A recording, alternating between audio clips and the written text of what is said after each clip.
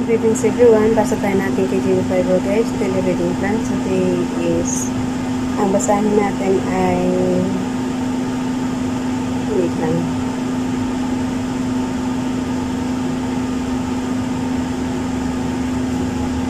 July 13, 2022, Day 254 na natin. Ezekiel chapter 44 up to 45. Boring kasi mag-isa dito guys, kaya basa na lang tayo ng Bible, natutok pa tayo. Diba? Ezekiel chapter 44, Then he brought me back the way of the gate of the outward sanctuary with locket toward the east, and it was shut. Then said the Lord unto me, This gate shall be shut, it shall not be opened, and no man shall enter in by it, because the Lord, the God of Israel, hath entered in by it, therefore it shall be shut. It is for the priest he shall sit in it, to eat bread before the Lord. He shall enter by the way of the porch of the gate, and shall go out by the way of the same. Then brought he me the way of the north gate before the house, and I looked, and behold, the glory of the Lord filled the house of the Lord, and I fell upon my face. Verse 5. And the Lord said unto me, Son of man, mark well, and behold with thine eyes, and hear with thine... Mabilis ba? Okay, ulitin natin. Verse 5. And the Lord said unto me, Son of man, mark well, and behold with thine eyes, and hear with thine ears, all that I say unto thee concerning all the ordinances of the house of the Lord, and all the laws thereof, and mark for the entering in of the house with every going forth of the sanctuary. And thou shalt say to the rebellious and into the house of Israel, thus saith the Lord God, O ye house of Israel, let it suffice ye of all your abominations, in that ye have brought into my sanctuary strangers uncircumcised in heart and uncircumcised in flesh, to be in my sanctuary, to pollute it, even my house, when ye offer my bread, the fat, and the blood, and ye have broken my covenant because of all your abominations. And ye have not kept the charge of mine holy things, but ye have set keepers of my charge in my sanctuary for yourselves. Verse 9, Thus saith the Lord God, no stranger uncircumcised in heart, nor uncircumcised in flesh, shall enter into my sanctuary of any stranger that is among the children of Israel. Verse 10, And the Levites that are gone away far from me, when Israel went astray, away from me, after their idols, they shall even bear their iniquity, yet they shall be ministers in my sanctuary, having charge of the gates of the house, and ministering to the house. They shall slay the burnt offering and the sacrifice for the people, and they shall stand before them to minister unto them. Verse 12, Because they ministered unto them before... Naka-slide kasi yung cellphone. Wala kasi akong stand dito. Verse 12, Because they ministered unto them before their idols, and caused... Ulitin ko yung verse 10 guys.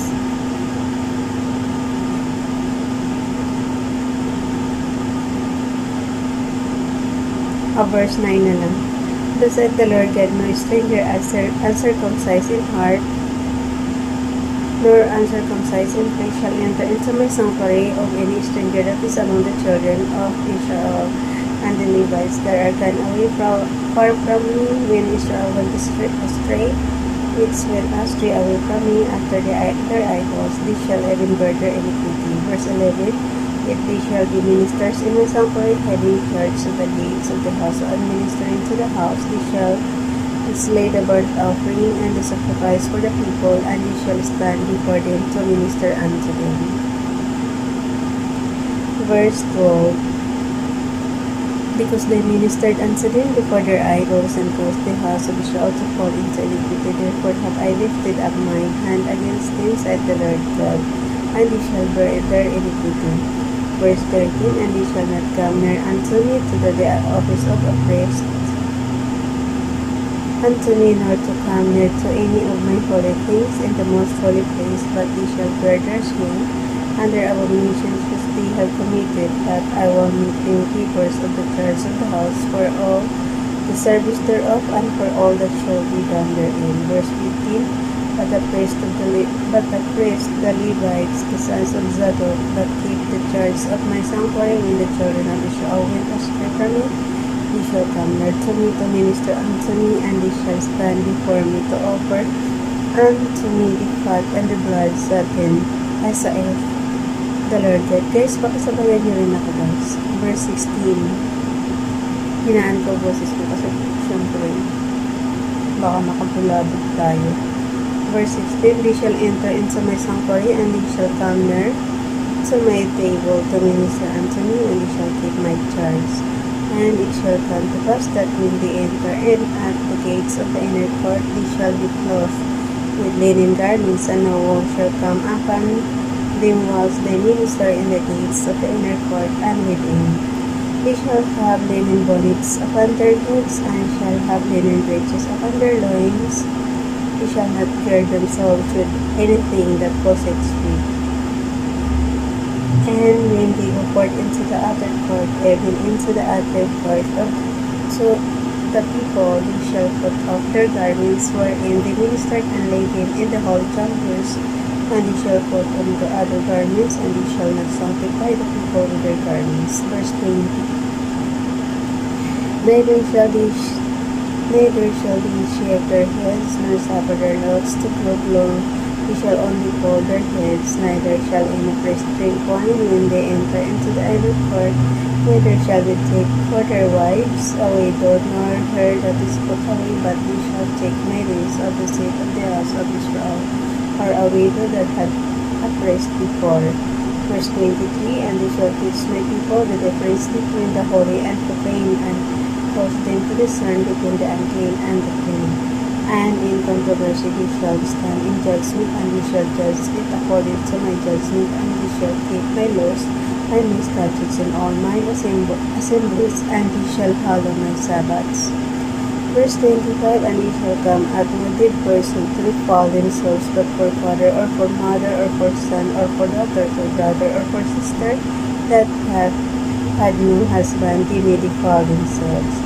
Verse 26. And after he is cleansed, they shall reckon unto him 7 days, and in the day that he goeth into the sanctuary, unto the inner court, to minister the sanctuary, he shall offer his sin offerings of the Lord God. Verse 28. And it shall be unto them for an inheritance, I am their inheritance, and he shall give them no possession in Israel, I am their possession. They shall eat the meat offering, and the sin offering, and the trespass offering, and every dedicated thing in Israel shall be theirs, and the first of all the first fruits of all things, and every oblation of all of every sort of the oblation shall be the priest. You shall also give unto the priest the first of your gold, that he may cause the blessing to rest in thine house. The priest shall not eat of anything that is dead of itself, or turn whether it be fowl or beast. Ezekiel chapter 45. Last chapter na ito, guys. Dalawa lang naman lagi. Ezekiel chapter 45. Moreover, when you shall divide the land for inheritance, ye shall offer an oblation unto the Lord, an holy portion of the land. The length shall be the length of 520,000 guys, and the breadth shall be 10,000. You shall be holy in all the borders thereof round about of this. There shall be for the sanctuary 500 in length, with 500 in breadth, square round about, and 50 cubits round about for the cubits there, for the suburbs thereof. And of this measure shall thou measure the length of 520,000, and the breadth of 10,000 in each. And in it shall be the sanctuary and the most holy place. The holy portion of the land shall be for the priest, the ministers of the sanctuary, which shall come near to minister unto the Lord, and it shall be a place for their houses, and an holy place for the sanctuary. Verse 5. And the 520,000 of length, and the 10,000 of breadth shall also the Levites, the ministers of the house, have for themselves for a possession for 20 jumpers, and you shall appoint the position of the city 5,000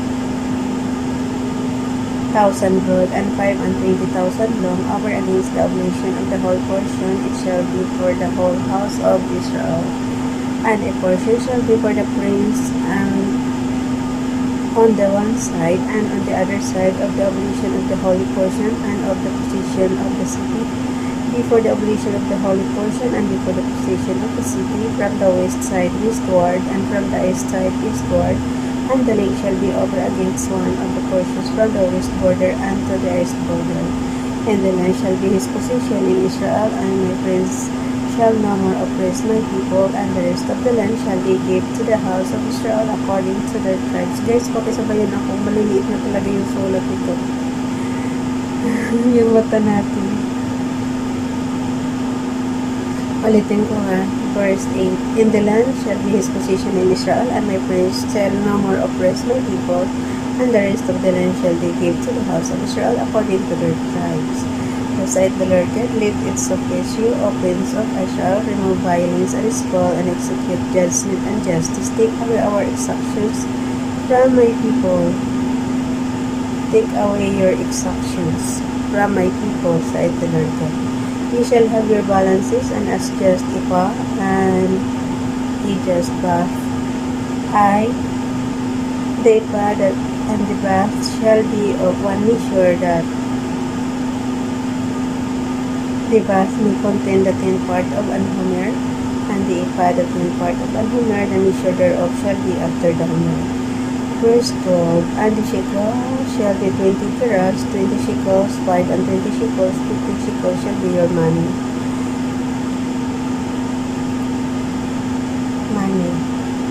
M-A-N-A-H. Verse 13. This is the oblation that ye shall offer the 6th part of an ephah of an homer of wheat, and ye shall give the 6th part of an ephah of an homer of barley. Concerning the ordinance of oil, the bath of oil, ye shall offer the 10th part of the bath out of the corn, which is an homer of 10 baths. 14 baths are an homer. And 1 lamb out of the flock, out of 200 out of the pastures of Israel, for a meat offering and for a burnt offering and for peace offerings to make reconciliation for the inside the Lord God. All the people of the land shall give their oblation for the prince in Israel, and it shall be the prince's part to give burnt offerings and meat offerings and drink offerings in the feasts, and in the new moons, and in the Sabbaths, in all solemnities of the house of Israel. He shall prepare the sin offering and the meat offering and the burnt offering and the peace offerings to make reconciliations of the house of Israel. Verse 18. Thus saith the Lord God, in the first month, in the first day of the month, thou shalt take a young bullock without blemish, and cleanse the sanctuary. And the priest shall take of the blood of the sin offering, and put it upon the post of the house, and upon the four corners of the circle of the altar, and upon the post of the gate of the inner court. And so thou shalt do the 7th day of the month for every one that erreth. And for him that is simple, so shall ye reconcile the house. In the first month, in the 40th day of the month, ye shall have the Passover, a feast of 7 days, and leavened bread shall be eaten. And upon that day shall the prince prepare for himself and for all the people of the land a bullock for a sin offering. And 7 days of the Christians shall prepare burnt offering to the Lord, 7 bullocks and 7 rams without blemish daily. The 7 days, and a kid for the goats daily for a sin offering. Verse 24. And he shall prepare a meat offering of an ephah for a bullock, and an ephah for a ram, and an hin of oil for an ephah. In the 7th month, in the 15th day of the month, shall he go delight. In the first of the 7 days, according to the sin offering, according to the burnt offering, and according to the meat offering, and according to the oil.